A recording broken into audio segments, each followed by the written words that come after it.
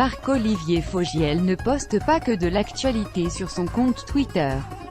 L'animateur de RTL Soir a dévoilé une nouvelle photo de ses filles, Mila, 6 ans et demi, et Lily, 4 ans et demi, dimanche 1er avril 2018. Pour célébrer Pâques, comme des millions d'enfants à travers le monde, les filles du journaliste et de son époux, le photographe François Roëland, ont participé à une grande chasse aux œufs cachée par le lapin de Pâques. Sur la photo postée par Marc-Olivier Fogiel, on peut voir Mila, qui a pour marraine Claire Chazal, et Lily dans un jardin. Les fillettes se penchent pour ramasser leurs trouvailles. Le duo semble avoir été efficace. L'aînée porte un grand sac en plastique qui semble plein tandis que sa petite sœur lui tend un panier déjà copieusement rempli d'œufs multicolores.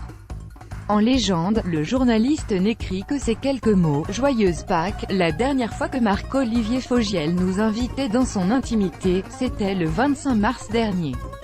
Ce jour-là, Mila et Lily s'étaient réfugiées dans l'une des chambres pour jouer avec leur tante Marianne Fogiel, une célèbre cardiologue. Elles avaient alors pris soin d'interdire l'entrée à leurs deux pères, en accrochant un mot sur la porte. On apprenait du coup qu'elles les appelaient « Papa » et « Dadou ». Les fillettes sont nées par GPA. Un sujet qui interpelle Marc-Olivier Fogiel au-delà de la sphère privée puisqu'il a décidé de réaliser une enquête sur le sujet. Quant à son de dire un peu plus la manière dont il vit avec son époux, cela découle d'une longue réflexion.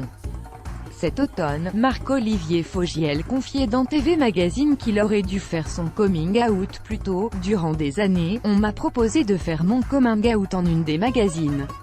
J'ai toujours refusé, considérant qu'il n'était pas nécessaire de le faire. Puis cet été, j'ai vu la couverture de Paris Match avec Stéphane Bern et son compagnon. J'ai d'ailleurs félicité Stéphane, et je me suis dit que j'aurais dû accepter de faire ça, il y a longtemps. Il y a trop de gamins qui ont du mal à s'assumer. Dire simplement la façon dont on vit, ça peut aider les gens.